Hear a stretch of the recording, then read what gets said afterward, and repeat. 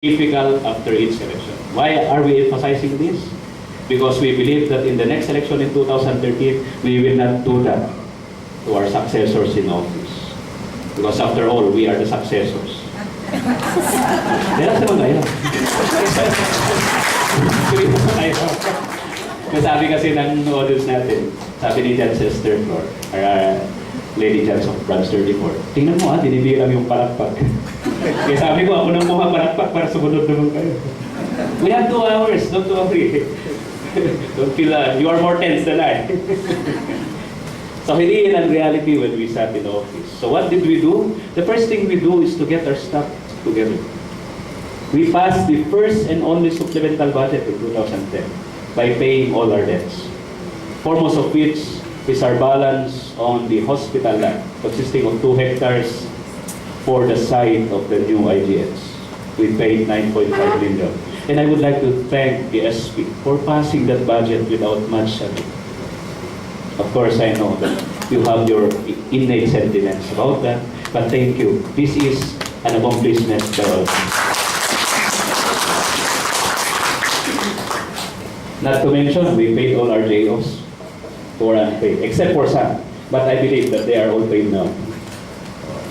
Kung nandiyan pa naman kayo, you can send a demand letter and I will throw it back to the Vice Governor who can still practice his profession. Because you will be suing the province. I will be representing the province in my capacity as the local chief executive. And then of course, we realize that to move on, we have to establish a good working relationship with our partners at the SP. It is not a secret that in the previous administration, relationships between this legislative and executive is not that smooth. So we made it as a task, as a goal, to start it right by having a good relationship with our SP. And our first commitment, a tangible proof of which is that we allotted the sum of 3 million for the renovation of this hall, the Vice Governor's office, and eventually, and I'm hoping that before the year ends, we will construct the individual offices of our board members here at the 3rd floor of the main Capitol building. This is on the premise that we should sit equally, even physically. We should be occupying the same floor in the same Capitol. After all, we are the same government. So Adwani, welcome to our members of the Sangguniang Palalawigan on your first inaugural session in this, in this hall. Sabi ni General, di ba kami Vice, kurang ng aircon. Sinama ko na sa sofa para hindi makalimutan ni Apo Vice.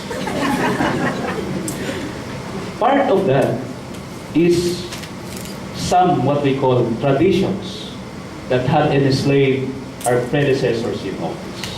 I would like to cite some. Hayawhan tradisyon na tinanimime, which we do not like to pass on to our successors, is the tradition of what we call payback time.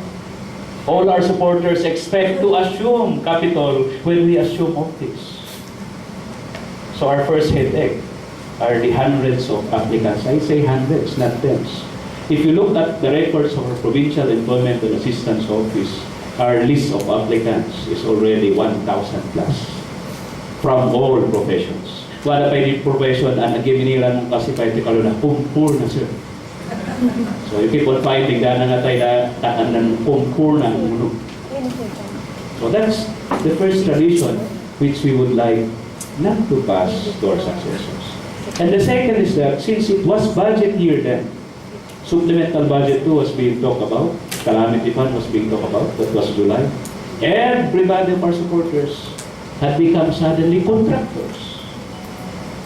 Everyone is submitting resolutions. You ask if they are barangay officials, if they are municipal officials, they say, "Bokonsel, kinaigamin niya ruta." So, anong resolution? Perhaps we can dissuade our constituents from this concept. Otherwise, we will remain as third class for the rest of the coming years. And secondly, since it was the beginning of the school year then, after barely a month after the opening of classes, those who cannot be accommodated as job orders those whose resolutions cannot be funded. Inari na namin na ibabalita, pero nahimpuro yung babalik, sir, nung eskolarong datulo. Then we realized that there are only three things that supporters directly ask from politicians: jobs, contracts, and scholarships. Before the year ended in 2010, we issued the controversial Executive Order number 30. And to clarify it once again, this did not prohibit the hiring of job orders. What we prohibited actually is the detail or assignment of job orders outside the provincial local government unit. This is actually to centralize all our programs and projects, so that if we detail personnel outside the province, it should be in pursuance of our own programs, our own projects. Lately, we have fielded 26 nurses under our rural health midwife for the geographically isolated and depressed areas, which is our own innovative program under our public health office. Before that, we fielded 40 SEF paid teachers, which is part of our program under the provincial school board, funded from our own special education fund. Before that, we had fielded several workers who had helped clean our Ifugao rice terraces.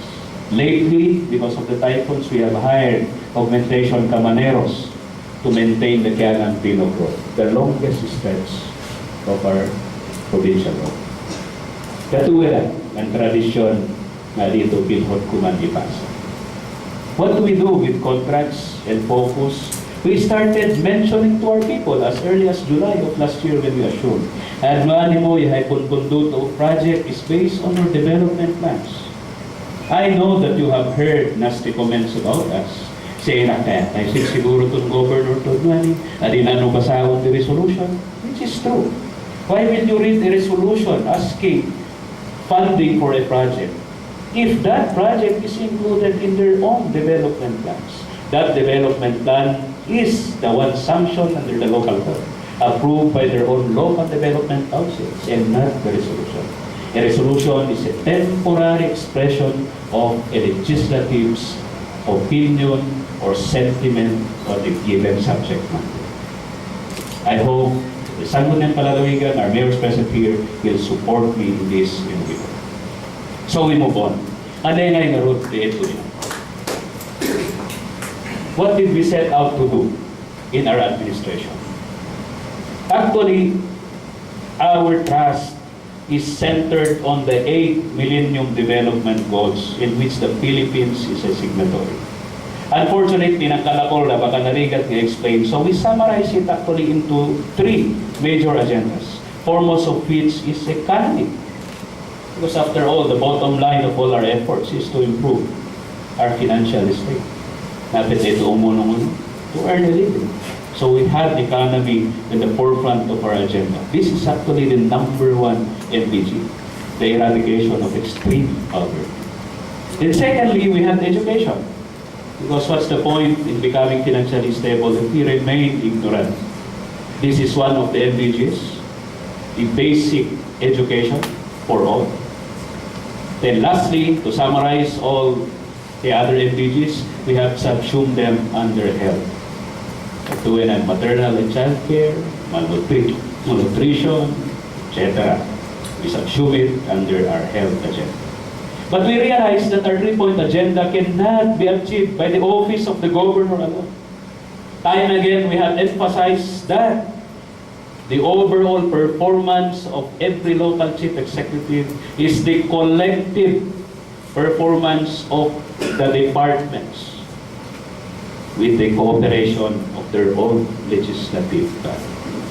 And towards this end, our department heads and chiefs of hospital have been stressed out because we made it mandatory to have executive committee meetings monthly, which is unprecedented in a governor. Why? So that your governor can understand better what you are supposed to be doing.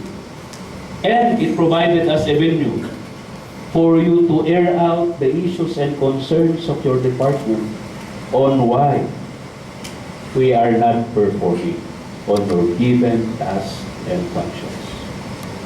And in between this, we have tried to institutionalize a venue to continuously dialogue with our partners at the Sangguniang Panlalawigan. That's why we have institutionalized our Legislative Executive Development Advisory Council, or what we call LEDA. We have created so many task forces that is actually playing as a bicameral committee between the Legislative and Executive, so that we can discuss issues on a smaller body before it goes to this session hall. Dali event naninimnat ka. Towards economy, of course, every local chief executive have their own pet projects. And ever since we ran for governor and lost in 2007, road networks had always been in the forefront of our campaign agenda. So when we sat down July of last year, we took a look at the state of our provincial road improvement program. When I was a member of this August Hall, this body passed an ordinance declaring a moratorium for the extension and conversion of additional provincial roads, and mandated a 10 million annual budget for their improvement. This ordinance ended last December 31, 2010. So, provincial road extension and opening is once again open, but what have we achieved with a 10 million annual budget? Unfortunately, for the period in review, when we assumed office from July 2010 until June 2011, guess what? We only completed 2.08 kilometers of our provincial road. Despite the fact that we implemented fully the 10 million provincial road fund of 2010, which was not implemented when we assumed office, understandably because of the election ban. And in the 2011, we allotted 15 million for our provincial roads. Ito ilang tayo progress to. Out of 178.67 kilometers of our provincial roads, province-wide, only 47.67 kilometers is completed as of June 30, 2011. Barely 26.68% of the total project. We have created task force provincial roads and bridges to look into the matter and to recommend measures, recommend legislative measures for the improvement of our provincial roads.